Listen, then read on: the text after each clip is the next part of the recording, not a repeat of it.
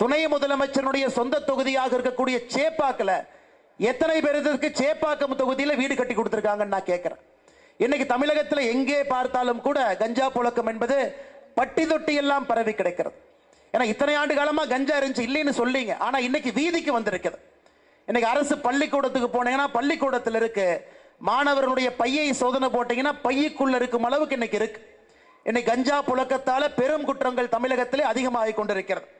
இன்னைக்கு இங்க சேப்பாக்கு தெருவில் நாம் நடந்து போய் இங்க கஞ்சா புழக்க வழக்கம் எங்க அதிகமா இருக்குன்னு கேட்டா கூட இங்க இருக்கக்கூடிய சொந்தங்கள் சொல்லுவாங்க, நீலாம் பாஷா தர்காபுரத்தில் இருக்கு, லேடிங் வில்லிங்டன் மகளிர் பள்ளி அருகில் இருக்கு, நடுக்குப்பம் பக்கத்தில் இருக்கு, கிருஷ்ணாம்பேட்டை சுடுகாடு பக்கத்தில் இருக்கு, சிவராஜபுரத்தில் இருக்கு, மட்டாங்குப்பம் பக்கத்தில் இருக்கு, செல்லம்மா தோட்டத்தில் இருக்கு, மஞ்சக்கோரியில் இருக்கு, பார்டர் தோட்டத்தில் இருக்கு, புதுப்பேட்டையில் இருக்கு. அந்த அளவுக்கு இன்னைக்கு தமிழகத்தில் கஞ்சாவுடைய தலைநகரமாக ஒரு பகுதி இருக்கான்னு கேட்டீங்கன்னா இன்னைக்கு சேப்பாக்கம் பகுதி கஞ்சா புழக்கத்தினுடைய தலைநகரமாக மாறி இருக்கு.